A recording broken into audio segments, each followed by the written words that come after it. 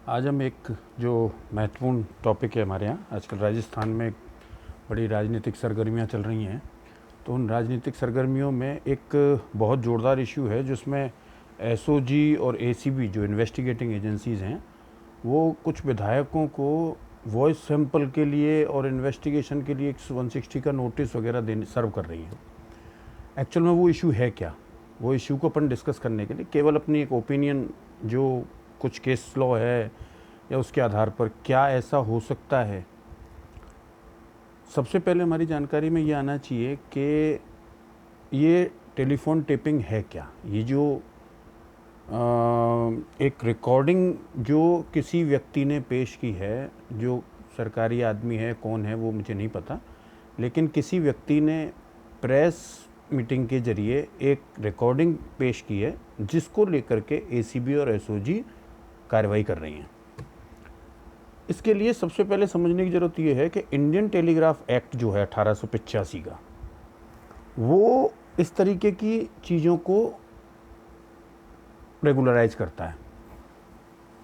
Indian telegraph act 1885 की जो धारा 5(2) है, उसमें वो कंडीशंस डिफाइन की हैं जिन कंडीशंस में किसी भी व्यक्ति की कॉल्स को, मैसेजेस को और अन्य प्रकार की जो भी मेल्स वगैरह जो होती हैं, इनको इंटरसेप्ट करने का प्रोविज़न दिया है। इंडियन टेलीग्राफ एक्ट 1885 की धारा 5(2) में वो कौन कौन से कानून दिए हैं।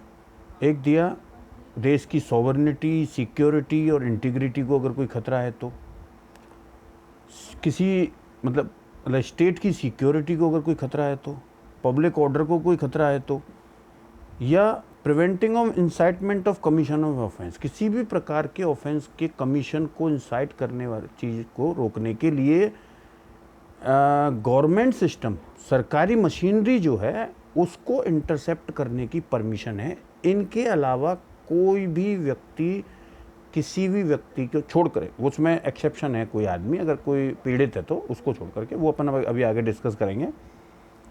तो सरकारी एजेंसी को किसी भी फ़ोन कॉल और मैसेजेस और इनको इंटरसेप्ट करने की परमिशन दी गई है। ये सब क्लोज 5(2) जो था, सेक्शन 5(2) जो था, इसमें इसके जो रूल्स थे वो बनाने की शक्ति थी सेंट्रल गवर्नमेंट की। रूल्स चूँकि बने नहीं थे, कौन इसकी सब परमिशन जारी करेगा, कौन करेगा, तो इसकी प्रक्रिया क्या होगी, कैसे इंटरसेप्ट किया जाएगा कॉल्स को, कितने टाइम तक किया जाएगा, किसी प्रकार का कोई रूल्स नहीं बने थे। तो इसको लेकर के पीयूसीएल ने 96 में, मतलब पीयूसीएल ने इसको चैलेंज किया, जिसका जजमेंट 96 में आया, जिसको अपन जानते हैं PUCL versus union of India 1996 का जजमेंट आया सुप्रीम कोर्ट का। पहले तो मैं यहाँ क्लियर कर दूं कि जब 96 का ये जजमेंट आया था, उस समय तक right to privacy fundamental right नहीं था। आज की डेट में अगर जस्टिस के.एस. Puttaswamy versus union of India 2017 के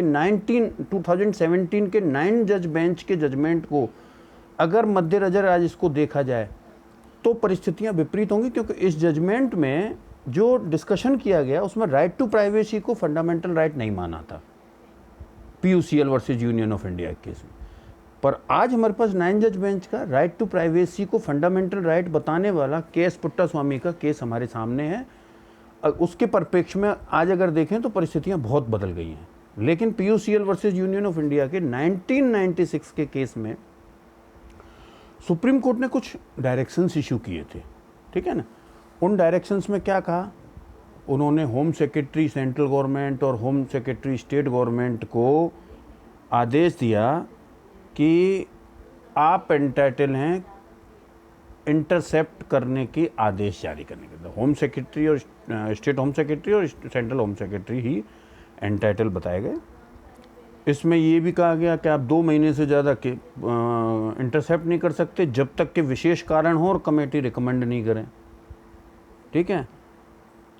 किन किन की कैसे कैसे किन कारणों से इंटरसेप्ट की गई, इस चीज़ का एक रजिस्टर रखेगी अथॉरिटी। जो इंटरसेप्टेड मटेरियल है, चाहे आप मैसेज हों चाहे कॉल रिकॉर्डिंग्स हों, वो केवल उस अपराध विशेष के लिए जिसकी वजह से ये इंटरसेप्ट की गई थी और जिनको 5(2) में प्रावधानित किया गया, उसी की वजह से जो किया गया इंटरसेप्टेड मटेरियल जो है वो उसी में काम में लाएगा, अन्य कहीं काम में नहीं लाया जाएगा। जैसा कि मैंने पहले बताया कि इस केस में राइट टू प्राइवेसी नहीं था। इस चीज़ को लेकर के स्टेट गवर्नमेंट्स ने और सेंट्रल गवर्नमेंट ने कुछ स्टैंडर्ड ऑपरेटिव प्रोसीजर्स जारी किए, जिसके जरिए होम सेक्रेटरी के अलावा कुछ जो इन्वेस्टिगेटिंग एजेंसी हैं उनके हेड ऑफ द डिपार्टमेंट को, आईजीज़ को, इंस्पेक्टर जनरल्स को इस तरीके के इंटरसेप्शन के आदेश करने की अनुमति दे दी, लेकिन वो रिकॉर्ड वही रखेंगे जो रखा जाता है। मैंने पहले भी बताया कि इस समय तक राइट टू प्राइवेसी का जस्टिस पुट्टा स्वामी वाला केस नहीं था। अब एक जजमेंट और आया अभी, Ritesh Sinha versus state of UP 2018 में, 2019 में एक जजमेंट आया Ritesh Sinha versus state of UP, जिसमें बॉयज सुप्रीम कोर्ट की 3 जज बेंच ने आर्टिकल 142 के तहत मजिस्ट्रेट को इस चीज़ की पावर दे दी कि वो वॉइस सैंपल के आदेश अभियुक्त के लिए कर सकते हैं। ठीक है, मजिस्ट्रेट्स को ये पावर दे दी आर्टिकल 142 के तहत सुप्रीम कोर्ट ने कि आप वॉइस सैंपल के आदेश अभियुक्त के लिए दे सकते हैं। अब यहाँ देखने वाली बात यह है, क्या PUCL versus union of India, Indian telegraph act और रितेश सिन्हा के परिप्रेक्ष्य में आज जिस रिकॉर्डिंग को एक व्यक्ति ने जारी किया है उसके बिहाफ पे प्रक्रिया क्या होनी चाहिए थी और ACB और SOG कर क्या रहे हैं। सबसे पहले मैं यहाँ निवेदन करूँ कि जिस व्यक्ति ने ये रिकॉर्डिंग पेश की हैं, चूँकि इंडियन टेलीग्राफ एक्ट में किसी भी व्यक्ति को रिकॉर्डिंग करने की, जो इंटरसेप्ट करने की जो अनुमति है वो सिर्फ गवर्नमेंट एजेंसीज को है, इसके अलावा कोई नहीं कर सकता इंटरसेप्ट। तो सबसे पहले SCB और ACG को ये देखने वाली बात थी कि इस आदमी के पास में ये रिकॉर्डिंग आई कहाँ से हैं। ठीक है, क्योंकि उसने, इसमें एक चीज़ और बता दूं मैं आपको, देखो इंफॉर्मेशंस, ये इस तरीके के इंटरसेप्शन 2 आदमी कर सकते हैं। जो इंडियन टेलीग्राफ एक्ट की धारा 5(2) में एंटाइटल है गवर्नमेंट, एक तो वो कर सकती है, एक किसी भी अपराध का पीड़ित व्यक्ति भी इस चीज़ की इंटरसेप्शन कर सकता है। आज मेरे पास में किसी की कोई धमकी आती है और मैं उसके कॉल को रिकॉर्ड कर रहा हूँ और उस रिकॉर्डिंग को अगर मैं किसी व्यक्ति को देता हूँ तो वहाँ भी मैं अपराध नहीं कर रहा। उसका कारण बताता हूँ, क्योंकि मुझे CRPC एंटाइटल करती है, मुझे CRPC एम्पावर्ड करती है इस तरीके की इन्फॉर्मेशन को पुलिस को देने के लिए और उसके खिलाफ इन्फॉर्मेशन कलेक्ट करने के लिए, क्योंकि मैं पीड़ित हूँ उससे। ठीक है, मैंने किसी और के किसी अधिकारों का नहीं है, मैंने अपने अधिकारों को या अपने विरुद्ध होने वाले अपराध को रोकने के लिए उसको इंटरसेप्ट नहीं किया, मैंने रिकॉर्ड किया है किसी व्यक्ति को। अच्छा, दूसरा गवर्नमेंट एजेंसीज, इन दोनों ही चीज़ों में आपने एक चीज़ देखी होगी कि जो अभियुक्त है वो टारगेटेड है, मतलब टारगेटेड इन द सेंस जो आइडेंटिफाइड है। पीड़ित, मैंने किसी का फ़ोन वो किया रिकॉर्ड, मुझे पता है कि किस व्यक्ति ने ये फ़ोन किया था, तो वो मेरे को पता है, वो आइडेंटिफाइड है। ठीक है, और चूंकि मेरे विरुद्ध अपराध हो रहा था तो मैंने पुलिस को दिया कि ये नंबर है साहब, इस आदमी ने इतने बजे मुझे फ़ोन किया, ये मुझे धमका रहा है, और ये सारा रिकॉर्डिंग वगैरह लेकर के पुलिस को आइडेंटिफाई हो जाएगा कि हाँ, yes, this is the person. वहाँ भी source of information is reliable, source of that recording is reliable. First thing जो पुलिस को इंश्योर करनी है कि रिलायबिलिटी ऑफ दैट इंफॉर्मेशन क्या है, पहली चीज़। गवर्नमेंट एजेंसीज जो रिकॉर्ड करती हैं, तो मैंने आपको भी PUCL वाले में जो इन्फॉर्मेशन बताई थी कि उनको बाकायदा ये बताना पड़ता है कि किस अपराध का कौन आरोपी है, किसको इंटरसेप्ट कर रहे हैं, कितने टाइम तक कर रहे हैं।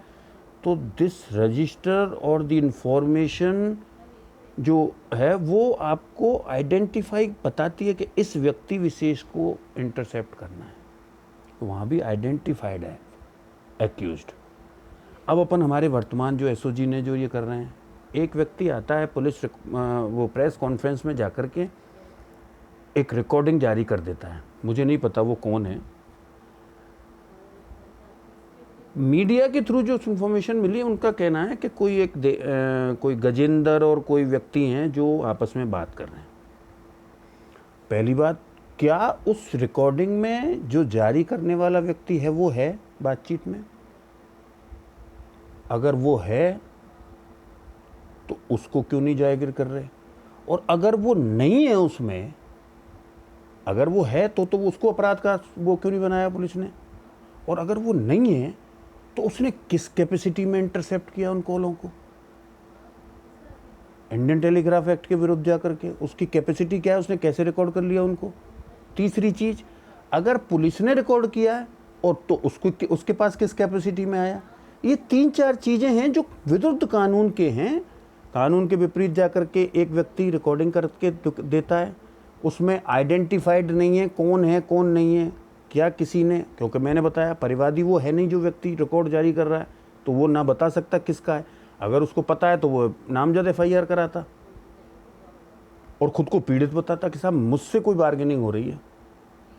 उसके पास में कहाँ से आई, कैसे आई, उस व्यक्ति को तो पुलिस ने बिल्कुल अलग कर दिया। अब उसमें जिसमें पता ही नहीं है उसमें उनको विधायकों को नोटिस दे रही है, जबकि जिम्मेदारी पहले तो उसकी थी कि उसने अगर उसने रिकॉर्डिंग की है तो वो कहाँ है उसमें रिकॉर्डिंग वाले पार्ट में पीड़ित था कि नहीं था, और अगर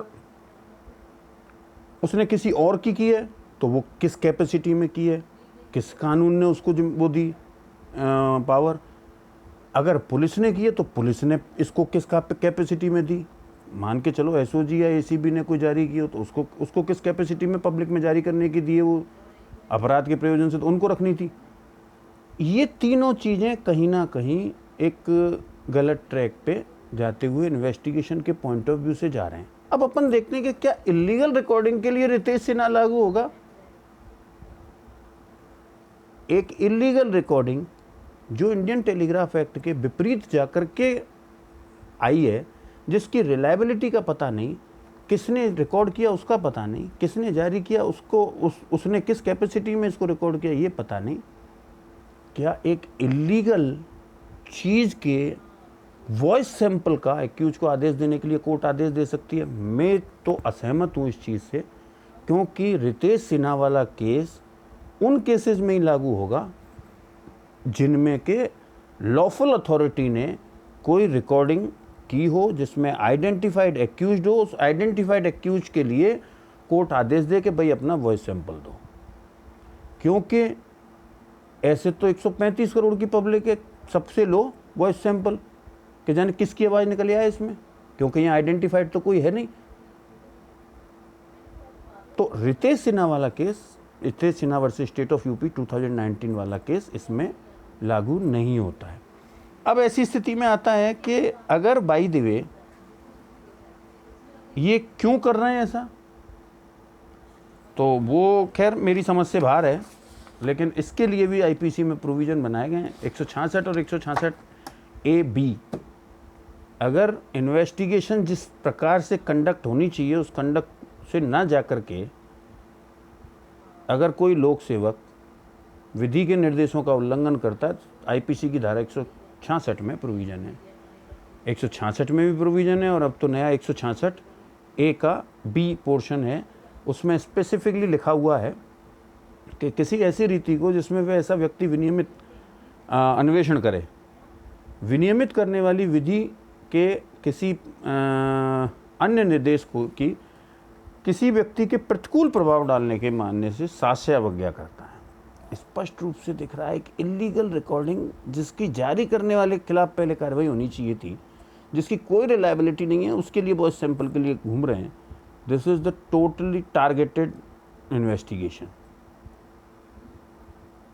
ठीक है, तो यहाँ हमने कई सारी चीज़ें देखी, इंडियन टेलीग्राफ एक्ट की सेक्शन 5(2) देखी, उसके लिए PUCL versus union of India का 1996 का जजमेंट देखा सुप्रीम कोर्ट का, उसमें जो डायरेक्शंस दिए गए उन डायरेक्शंस को उस समय तक चूंकि right to privacy fundamental right नहीं था, आज सख्ती इसलिए भी बढ़ जाती है क्योंकि केएस पुट्टास्वामी के केस में 9 जज बेंच ने फंडामेंटल राइट डिक्लेयर कर दिया राइट टू प्राइवेसी को, और उस राइट टू प्राइवेसी का उल्लंघन करके आदमी ये लेके जा रहा है, रिकॉर्डिंग को जारी कर रहा है, तो वो उसकी रिलायबिलिटी ऑफ एविडेंस क्या है, ठीक है। और ऐसी अनरिलायबल नॉन रिलायबल जो चीज़ है उसका रितेश सिन्हा वाला जजमेंट उस पर लागू होगा कि नहीं होगा, ये सारी चीज़ें कोर्ट के देखने की हैं। ये अपना व्यू था, फिर मिलेंगे एक नए टॉपिक के साथ। बाय।